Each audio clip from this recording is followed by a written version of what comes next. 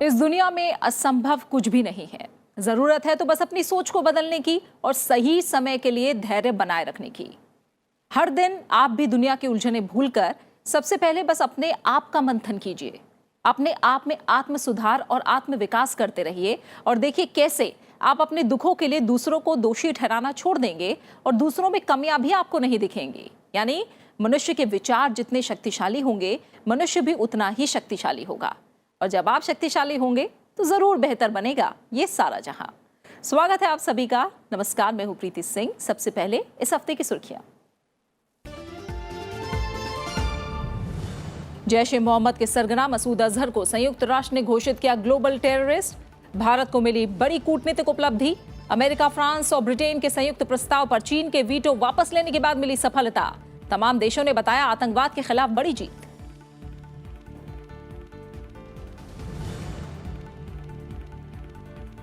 Venezuela संकट गहराया। सड़कों पर उतरी जनता। राष्ट्रपति को पद से हटाने के लिए हुए भारी प्रदर्शनों के बावजूद सत्ता पर काबिज निकोलस मादुरो। प्रदर्शनों के दौरान झड़पों में 4 लोगों की मौत। मादुरो ने कहा विपक्षी ग्वाइडो को नहीं हासिल है सेना का समर्थन। तख्ता पलट की हर कोशिश होगी नाकाम। अमेरिका ने दी सैन्य दखल की चेतावनी।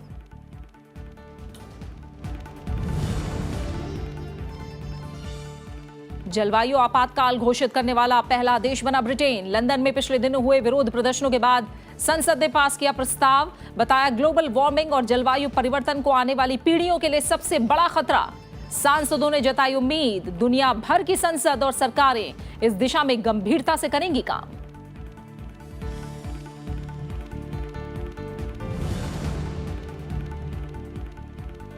और जापान को 30 साल बाद मिला नया राजा। नारुहितो बने जापान के नए सम्राट।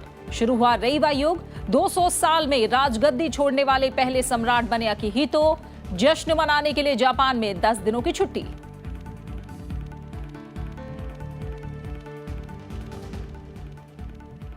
आखिरकार संयुक्त राष्ट्र संघ ने आतंकी संगठन जैश ए मोहम्मद के सरगना मसूद अजहर को ग्लोबल टेररिस्ट यानी अंतरराष्ट्रीय आतंकवादी घोषित कर दिया, जिसका दुनिया के कई देशों ने स्वागत किया है।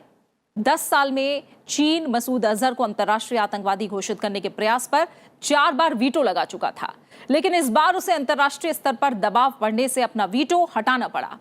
इसके बाद पाकिस्तान अब काफी दबाव में है और उसे मसूद की संपत्तियों को जब्त करने का तुरंत आदेश देना पड़ा और उस पर ट्रैवल बैन भी घोषित करना पड़ा। आतंकवाद के मोर्चे पर इसे भारत की बड़ी कूटनीतिक कामयाबी माना जा रहा है।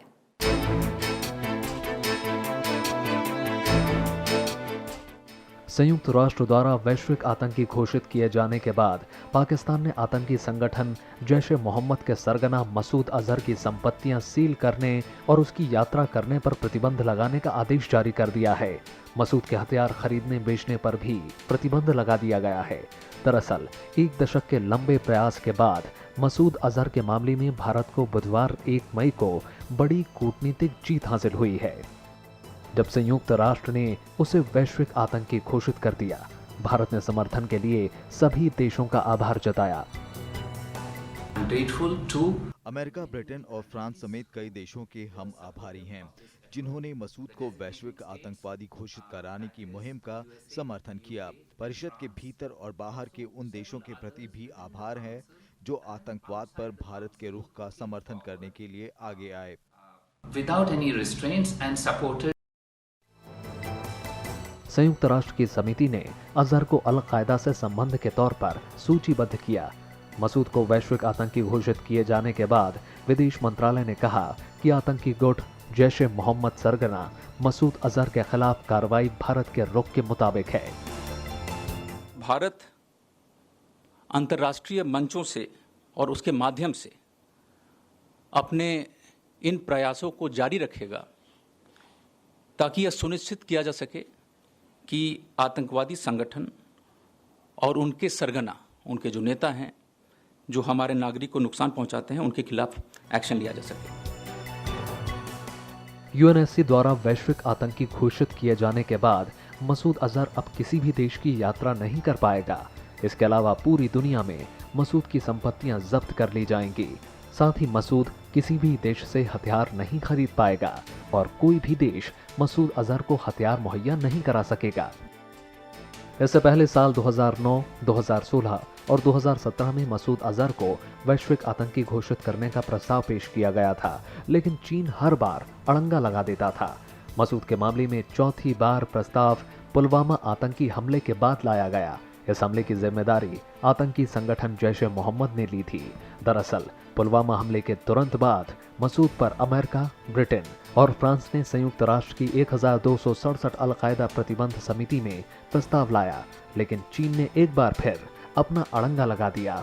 इसके बाद संयुक्त राष्ट्र में राजनयिकों ने ये चेतावनी दी थी कि यदि चीन ने अजहर को वैश्विक आतंकी घोषित कराने में अड़ंगा डालना जारी रखा तो सुरक्षा परिषद के जिम्मेदार सदस्य देश अन्य कार्रवाई करने के लिए मजबूर होंगे। दरअसल भारत के अंतर्राष्ट्रीय स्तर पर कूटनीतिक प्रयास के चलते चीन को इस बात का डर सताने लगा था कि यदि इस बार उसने पाकिस्तान का साथ दिया तो यकीनन वो वैश्विक स्तर पर अलग थलग पड़ जाएगा। चीन इस बात को भी समझ चुका था कि लगातार इस तरह के अड़ियल रवैये से वैश्विक मंच पर उसके खिलाफ माहौल बन रहा है, जिसको वो इस बार खत्म करना चाहता था। मसूद को वैश्विक आतंकी घोषित किए जाने के बाद पाकिस्तान भी बेनकाब हो गया है। Bureau report, Rajya Sabha TV. वहीं श्रीलंका में सिलसिलेवार हुए धमाकों के बाद आतंकवादियों की धरपकड़ के लिए सरकार लगातार छापेमारी कर रही है। सरकार ने हमलों में शामिल 9 आतंकवादियों की पहचान सार्वजनिक कर दी। साथ ही आतंकवाद को महिमा मंडित करने वाले किसी भी तरह के धार्मिक या अन्य प्रचार पर प्रतिबंध लगा दिया गया है। इसके अलावा चेहरा ढकने वाले परिधानों पर रोक लगा दी गई है। इस बीच जिंदगी यहां धीरे धीरे पटरी पर लौट रही है। स्कूल सोमवार से खुल रहे हैं, बाजारों में चहल पहल वापस आ रही है, लेकिन मायूसी मिटने में लंबा वक्त लगेगा।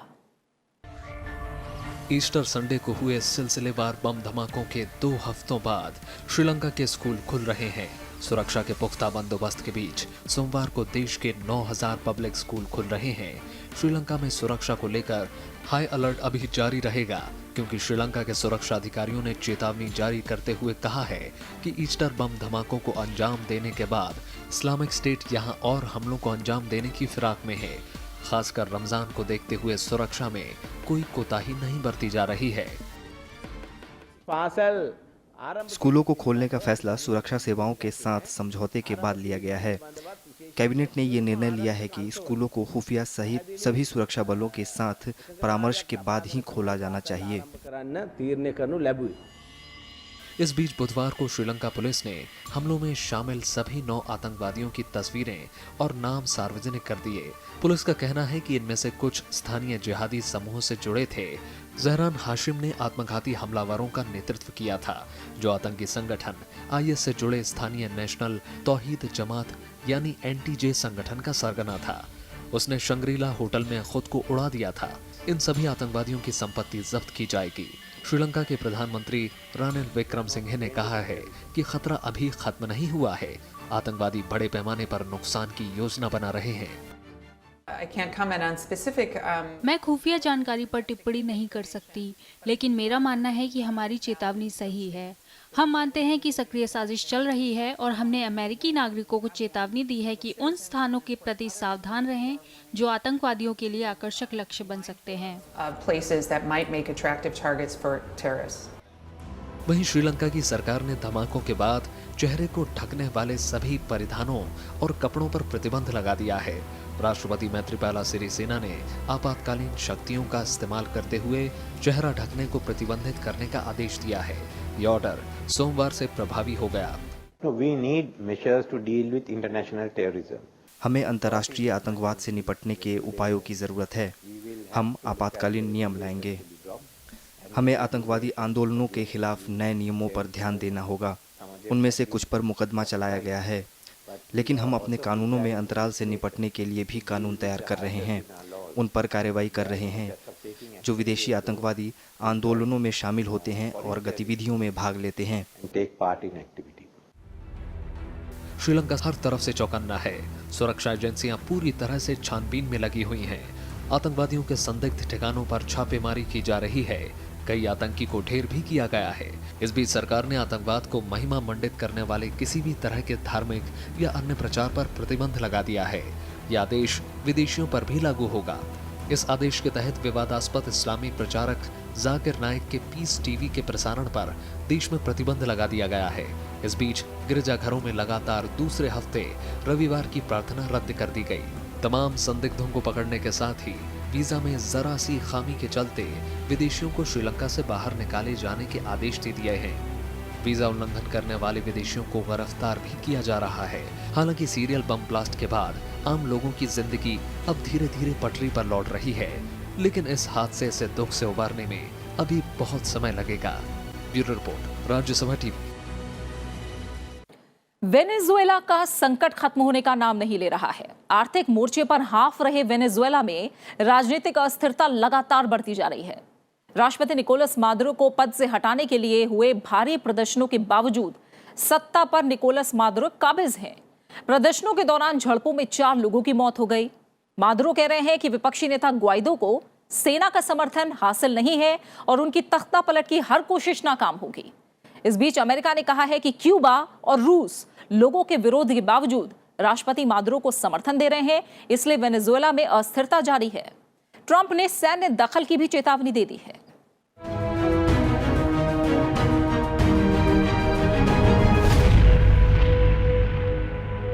वेनेजुएला राजनीतिक संकट का सबसे ज्यादा खामियाजा आम लोगों को उठाना पड़ रहा है।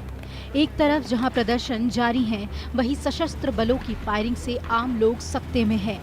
1 मई को वेनेजुएला के काराकस में विपक्ष के नेता जुआन गोइडो के आह्वान पर भारी संख्या में लोग मादुरो का विरोध करने के लिए जुटे। इस प्रदर्शन को नियंत्रित करने के लिए सशस्त्र बलों ने फायरिंग की, जिसमें एक महिला की मौत हो गई, जबकि 46 लोग घायल हो गए। उन नौजवानों के साथ न्याय होगा जिनकी निर्ममता से हत्या कर दी गई। न्याय उन बच्चों के साथ भी होगा जिनकी हत्या कर दी गई, क्योंकि वो वेनेजुएला के सपने को साकार करने की कोशिश कर रहे थे। वहीं इन प्रदर्शनों को देखते हुए वेनेजुएला के राष्ट्रपति निकोलस मादुरो ने सशस्त्र सेनाओं से गुरुवार को तख्ता पलट की साजिश रचने वाले प्रत्येक व्यक्ति का विरोध करने का आह्वान किया। मैंने पहले भी कहा था कि हम गृह युद्ध करने की कोशिश करने वालों को कभी सफल नहीं होने देंगे। मशीन गन के बदले मशीन गन और टैंक के बदले टैंक। वेनेजुएला के राजनीतिक शक्ति के खिलाफ साजिश करके गद्दारों ने हमारी सेना के पास यही विकल्प छोड़ा है। वेनेजुएला में जारी गतिरोध के बीच अमेरिका और रूस ने इस समस्या का हल निकालने की कोशिश की। शुक्रवार को अमेरिका के राष्ट्रपति डोनाल्ड ट्रंप और रूस के राष्ट्रपति व्लादिमीर पुतिन के बीच वेनेजुएला को लेकर बैठक हुई। बैठक को ट्रंप ने बेहद सकारात्मक बताया है। गौरतलब है कि अमेरिका वेनेजुएला में रूस के समर्थन वाले राष्ट्रपति को बर्खास्त करने पर जोर दे रहा है, ताकि विपक्ष के नेता गोइडो को सत्ता सौंपी जा सके। मेरी और राष्ट्रपति पुतिन के बीच बहुत अच्छी बात हुई है। हमने लगभग 1 घंटे कई मसलों पर बातचीत की है, जिसमें वेनेजुएला भी शामिल था, और वो वेनेजुएला के मामले में हस्तक्षेप करना नहीं चाहते और वहाँ के लिए सकारात्मक माहौल चाहते हैं, और हम भी ऐसा ही चाहते हैं। हम वेनेजुएला की मानवीय मदद करना चाहते हैं। अमेरिका रूस के बीच वेनेजुएला के सत्ता को लेकर हाल के दिनों में तनाव बढ़ गया है। दोनों देशों के राष्ट्रपतियों के बीच हुई बातचीत को जहां अमेरिका काफी सार्थक बता रहा है, वहीं रूस ने बैठक के बाद अलग ही बयान दे डाला। अमेरिका और रूस संकट को और गहरा करने के लिए एक दूसरे पर दोषारोपण कर रहे हैं। वहीं संयुक्त राष्ट्र महासचिव एंटोनियो गुतेरेस ने वेनेजुएला के अधिकारियों को प्रदर्शनकारियों के खिलाफ घातक बल प्रयोग नहीं करने की चेतावनी दे दी है। Bureau report, Rajya Sabha TV. जलवायु परिवर्तन को लेकर लंदन में पिछले दिनों चले कड़े विरोध प्रदर्शन के बाद ब्रिटेन की संसद ने पर्यावरण और जलवायु परिवर्तन को लेकर आपातकाल घोषित कर दिया है। ऐसा करने वाला ब्रिटेन दुनिया का पहला देश बन गया। खास बात यह रही कि इससे जुड़ा प्रस्ताव विपक्ष की तरफ से पेश किया गया। ब्रिटेन को उम्मीद है कि दुनिया के सामने खड़ी ग्लोबल वार्मिंग और जलवायु परिवर्तन की सबसे बड़ी समस्या के लिए अब दुनिया के और देश भी कड़े कदम उठाएंगे।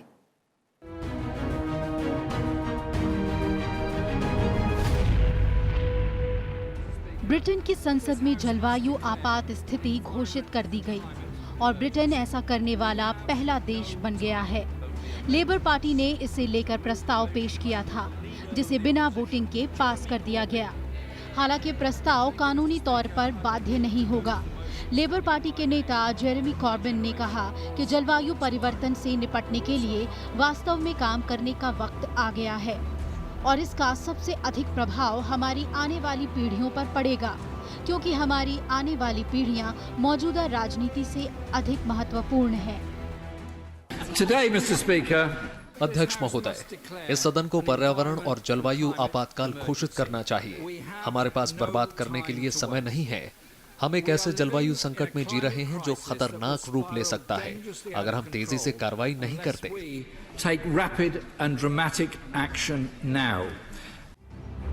जलवायु परिवर्तन को लेकर लंदन में पिछले कुछ दिनों से काफी प्रदर्शन हुए, जिसके कारण जनजीवन अस्त व्यस्त हो गया था। दरअसल एक्सटिंक्शन रिबेलियन नाम के संगठन ने लंदन में जलवायु परिवर्तन के खतरों को देखते हुए पिछले कुछ वक्त में कई प्रदर्शन किए थे। बड़ी संख्या में प्रदर्शनकारियों ने सविनय अवज्ञा आंदोलन करते हुए लंदन सेंट्रल में पुल और प्रमुख सड़क चौराहों को जाम कर दिया था। इस दौरान सैकड़ों की संख्या में प्रदर्शनकारियों को गिरफ्तार भी किया गया था। आप एक बड़ी कहानी बनाने की कोशिश कर रहे हैं, जिसे सरकार और अन्य संस्थान अनदेखा नहीं कर सकते हैं। ऐसा इसलिए है क्योंकि ये कहानी इतनी महत्वपूर्ण है कि इसे बताना होगा और फिर लोगों को सुनना पड़ेगा। ये कदम संयुक्त राष्ट्र की उस हालिया रिपोर्ट के बाद आया है, जिसमें कहा गया है कि आज लाखों जीवों पर विलुप्त होने का खतरा है, क्योंकि वातावरण में ग्रीन हाउस गैसों का स्तर नई रिकॉर्ड ऊंचाई पर पहुंच गया है। रिपोर्ट में चेतावनी दी है कि इस लिहाज से कार्रवाई के लिए समय तेजी से निकलता जा रहा है। कड़े कदमों के बिना जलवायु परिवर्तन अत्यंत विनाशकारी साबित होगा और इसका पृथ्वी पर जीवन पे असर पड़ेगा, जिसे बदला नहीं जा सकेगा। फिजी में हुए एशियन डेवलपमेंट बैंक की सालाना बैठक में भी ये मुद्दा जोर शोर से उठा था। ये सालाना बैठक हमारे लिए बहुत महत्वपूर्ण है, क्योंकि ये पहली वार्षिक बैठक है जो प्रशांत द्वीप देशों में रखी गई है। हम सुंदर महासागर से घिरे हैं, लेकिन इन छोटे द्वीप देशों के लिए कई चुनौतियां हैं, खास रूप से जलवायु परिवर्तन का प्रभाव जो बहुत साफ होता जा रहा है। इसमें समुद्र का स्तर बढ़ना और कठोर मौसम का बढ़ना शामिल है। जलवायु परिवर्तन और उसके बढ़ते खतरे को लेकर चेतावनियां नई नहीं हैं। वर्ष 2015 में हुए पेरिस समझौते के दौरान करीब 200 देशों ने धरती के तापमान को 2 डिग्री सेल्सियस या उससे कम पर रोकने के लिए प्रयास करने का संकल्प लिया था, लेकिन उस दिशा में कोई ठोस कदम नहीं उठाया गया है। आगजनी, सूखा, तूफान और समुद्र का स्तर बढ़ने की समस्या और विकराल रूप लेती जा रही है। पर्यावरण आपातकाल घोषित करने के कदम से सरकार पर दबाव बढ़ेगा कि वो 1.5 डिग्री सेंटीग्रेड तक बढ़े तापमान को देखते हुए 2030 तक वैश्विक कार्बन उत्सर्जन को आधे से ज्यादा कम करने के लिए ठोस कदम उठाए। साथ ही उम्मीद ये भी जगी है कि ब्रिटेन के इस कदम के बाद दुनिया भर में संसद और सरकारें इस दिशा में गंभीरता से काम करेंगी। Bureau report, Rajya Sabha TV.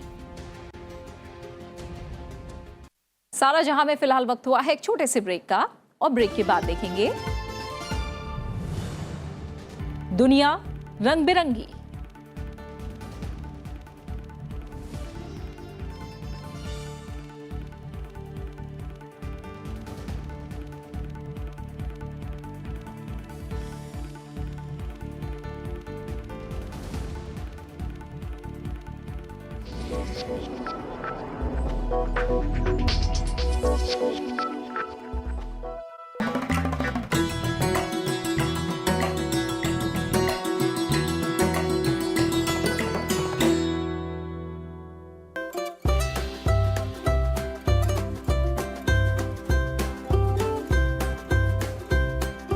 Delhi for centuries has nurtured many kingdoms and rulers.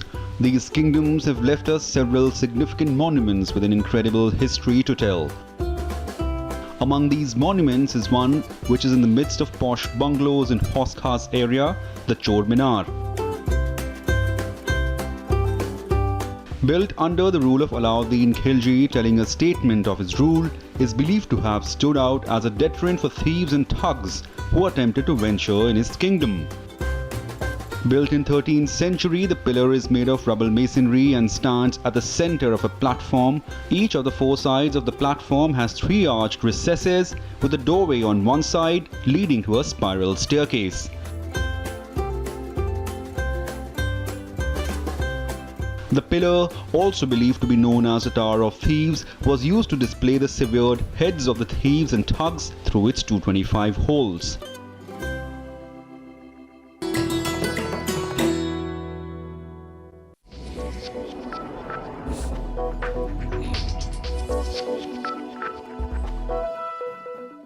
Japan को 30 साल बाद नया राजा मिला है। दरअसल जापान के सम्राट अकिहितो ने अब राजगद्दी अपने पुत्र नरुहितो को सौंप दी है और ऐसा करने वाले वो आधुनिक इतिहास में पहले जापानी सम्राट बन गए। लोगों को प्यार करने वाले सम्राट अकिहितो को उनकी जनता से जुड़ने के लिए उन्हें याद किया जाएगा, जैसा किसी अन्य जापानी सम्राट ने नहीं किया। नए राजा से भी लोगों को काफी उम्मीदें हैं। जापान में दुनिया की सबसे पुरानी वंशानुगत राजशाही है, इसलिए खुशी मनाने के लिए पूरे जापान को 27 अप्रैल से 6 मई तक 10 दिन की छुट्टी दी गई। इसे जापान में एक नए युग की शुरुआत माना जा रहा है। जापान में राजा के पास कोई राजनीतिक शक्ति नहीं होती है, लेकिन वो एक राष्ट्रीय प्रतीक के तौर पर देखे जाते हैं। ये पल जापान के इतिहास में ऐतिहासिक था। दुनिया की सबसे पुराने राज परिवार में 200 साल में पहली बार किसी सम्राट ने अपना पद राजी खुशी छोड़ दिया।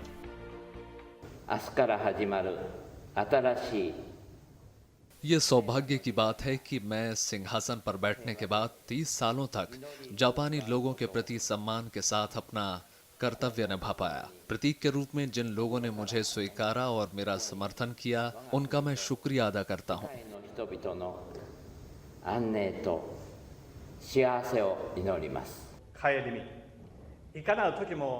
पद त्याग का दिन हमें सम्राट का लंबा कार्यकाल याद दिलाता है। यहाँ उन्होंने जापान के लोगों के सुख और दुख को साझा किया है और हम उनके आभारी हैं।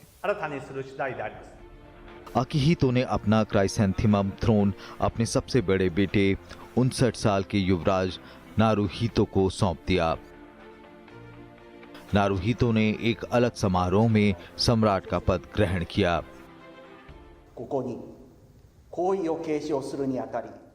मैं शपथ लेता हूँ कि मैं अपने पूर्व सम्राटों के दिखाए रास्ते पर चलूंगा और आत्म सुधार करूंगा। संविधान के बताए रास्ते पर चलते हुए मैं जापान की एकता, संप्रभुता और यहाँ के लोगों की खुशी और विकास के लिए काम करूंगा।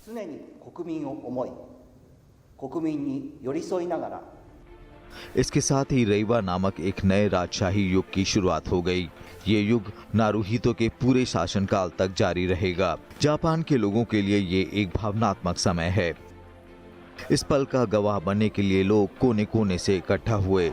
जश्न मनाने के लिए जापान में 10 दिनों की छुट्टी घोषित की गई। शाही युग में बदलाव की घटना हमारे जीवन काल में केवल एक बार हो सकती है। ये एक खास दिन है और हम यहाँ इसलिए आए ताकि हमारा बच्चा भी इस ऐतिहासिक पल में उपस्थित हो सके। सम्राट अकिहितो मंगलवार को अपने पूर्वजों और देवी शिंतो से जुड़े विभिन्न धार्मिक स्थलों पर भी गए और उन्हें अपने पद त्याग करने के फैसले के बारे में बताया। 85 वर्षीय अकिहितो ने 2016 में दुनिया को ये कहकर चौंका दिया था कि अब वो स्वास्थ्य खराब होने की वजह से अपनी गद्दी छोड़ना चाहते हैं। इसलिए 2017 में जापान की संसद ने एक खास कानून बनाकर उन्हें राजगद्दी छोड़ने की इजाजत दी। 3 दशक तक जापान के सम्राट रहे अकिहितो के पिता हिरोहितो द्वितीय विश्व युद्ध के दौरान जापान के राजा थे। साल 1989 में अकिहितो ने दुनिया की सबसे पुरानी राजशाही की कमान संभाली थी। अकिहितो सिर्फ 13 साल के थे जब दूसरा विश्व युद्ध समाप्त हुआ। अकिहितो कई अर्थों में परंपराओं को तोड़ने वाले सम्राट साबित हुए। इतना ही नहीं, उन्होंने राजघराने की नहीं बल्कि एक साधारण महिला से विवाह किया। जापान के राजा आम जनता से शायद ही कभी मिलते थे, लेकिन सम्राट अकिहितो ने इसे बदल दिया और आम लोगों से मेलजोल करने लगे। कयास लगाए जा रहे थे कि अपने पिता की ही तरह सम्राट नारुहितो भी जापानी राजशाही को आधुनिक बनाने के लिए काम करेंगे। 30 साल पहले ही अकिहितो सम्राट की गद्दी पर बैठे थे। तब पूरे जापान में शोक मनाया जा रहा था, क्योंकि उस समय अकिहितो के पिता और तत्कालीन सम्राट की मौत हुई थी। लेकिन इस बार जापान के लोग इसे त्योहार की तरह मना रहे हैं। Bureau report, Rajya Sabha TV. और आइए अब दुनिया की कुछ और हलचलों पर नजर डालते हैं। देखते हैं दुनिया एक नजर। विकिलीक्स के को-फाउंडर जूलियन असांजे को 50 हफ्तों के लिए जेल की सजा सुनाई गई है। उन पर जमानत नियमों का उल्लंघन करने का आरोप है। इस मामले में दोषी पाए जाने के बाद लंदन स्थित वेस्टमिंस्टर मजिस्ट्रेट की कोर्ट ने ये सजा सुनाई। पिछले महीने 11 अप्रैल को 47 वर्षीय असांजे को ब्रिटेन के इक्वाडोरियन दूतावास से गिरफ्तार किया गया था। जूलियन असांजे पर स्वीडन में यौन उत्पीड़न का आरोप लगा था। इस मामले में लंदन स्थित वेस्टमिंस्टर मजिस्ट्रेट की अदालत ने 29 जून 2012 को गिरफ्तारी वारंट जारी किया था। कोर्ट ने उन्हें सरेंडर करने को कहा था, लेकिन असांजे ने गिरफ्तारी से बचने के लिए इक्वाडोरियन दूतावास में शरण ले ली थी। अमेरिका चीन के बीच चल रही ट्रेड वॉर खत्म होने के संकेत मिल रहे हैं। एक बार फिर दोनों देशों के शीर्ष अधिकारियों के बीच इस मुद्दे पर बुधवार को बातचीत शुरू हुई है। दोनों पक्ष कई महीनों से खिंचे लंबे आ रहे व्यापार युद्ध को समाप्त करने का रास्ता तलाश रहे हैं। अमेरिका ने बातचीत के इस दौर को निर्णायक बताया है। चीन के राष्ट्रपति शी जिनपिंग के करीबी और चीन के उप प्रधानमंत्री लियू ही ने अमेरिका के व्यापार मंत्री रॉबर्ट लाइटहाइजर और वित्त मंत्री स्टीवन नुचिन के साथ वार्ता की। आगे के दौर की बातचीत के लिए चीन के उप प्रधानमंत्री लियू भी 8 मई को वाशिंगटन जाएंगे। अल्पसंख्यकों पर अत्याचार के मामले में पाकिस्तान लगातार घिरता जा रहा है। यूरोपियन यूनियन ने इस्लामाबाद को चेतावनी दी है कि पाकिस्तान में अल्पसंख्यक समुदाय पर हो रहे अत्याचार तत्काल बंद नहीं हुए तो पाकिस्तान को दी जा रही सब्सिडी बंद कर दी जाएगी। यूरोपियन संसद के 51 सदस्यों ने पाकिस्तानी प्रधानमंत्री इमरान खान को पत्र लिखा है। पाकिस्तान सरकार तत्काल प्रभाव से अपनी पक्षपातपूर्ण व्यवस्था को बदले और अगर ऐसा नहीं हुआ तो कारोबार के मामले में पाकिस्तान को दी जा रही वरीयता भी समाप्त कर दी जाएगी। ईसाई समुदाय की महिला आसिया बीबी के मामले का जिक्र करते हुए यूरोपियन यूनियन ने कहा कि पाकिस्तान में कट्टर धार्मिक कानूनों की वजह से अल्पसंख्यकों के खिलाफ हिंसा की घटनाएं बढ़ रही हैं। और आइए अब तनाव को थोड़ा दूर भगाते हैं और चेहरे पर थोड़ी मुस्कुराहट लाते हैं। देखते हैं दुनिया रंग बिरंगी। पूरी दुनिया 1 मई को जहां मजदूर दिवस मना रही थी, वहीं लैटिन अमेरिका ने इस दिन को एक खास आयोजन के साथ दिलचस्प बना दिया। मेक्सिको के ओटुम्बा शहर में मजदूर दिवस को मेहनतकश गधों के साथ मनाया गया। सजे धजे गधों को रेस और पोलो रेस में दौड़ता देखने के लिए हजारों लोग हर साल यहां आते हैं। 60 साल पहले गधों को लेकर इस खास आयोजन की शुरुआत हुई, क्योंकि यहाँ इन गधों के सहारे कई भारी भरकम काम किए जाते हैं। दुनिया के मशहूर और पसंदीदा कलाकारों ने एक साथ स्टेज पर जबरदस्त परफॉर्मेंस देकर लोगों को दीवाना बना दिया। लास वेगस में आयोजित बिलबोर्ड म्यूजिक अवार्ड्स में कई सितारों को एक साथ रॉकिंग परफॉर्मेंस देते देखा गया। Grammy winner singer Taylor Swift ने ब्रेंडन ड्यूरी के साथ डुएट गाया।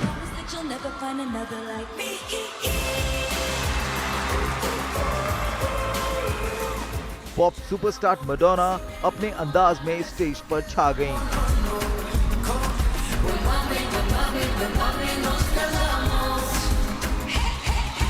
वहीं दक्षिण कोरिया का मशहूर बैंड BTS ने भी शो में 4 चांद लगा दिए।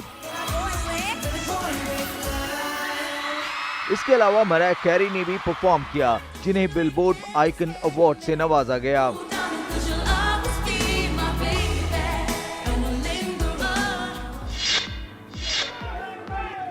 सिंगर जो जोनस ने गेम ऑफ थ्रोन्स की एक्ट्रेस सोफी टर्नर के साथ लास वेगस में शादी रचा ली है। इस शादी को कराने वाला पादरी एल्विस प्रिस्ले की वेशभूषा में था। जोनस और सोफी ने बिलबोर्ड म्यूजिक अवार्ड में जोनस ब्रदर्स बैंड के परफॉर्मेंस के ठीक बाद ही शादी रचा ली। सिंगर जो जोनस और गेम ऑफ थ्रोन्स की एक्ट्रेस सोफी टर्नर ने 2017 में एंगेजमेंट की थी। और इसी के साथ सारा जहां के इस अंक में फिलहाल इतना ही। आप हमारे इस कार्यक्रम को YouTube पर भी देख सकते हैं और अपनी राय और सुझाव हमारे साथ साझा कर सकते हैं। इसका हमें बेसब्री से इंतजार रहता है। बने रहिए राज्यसभा टीवी के साथ। नमस्कार।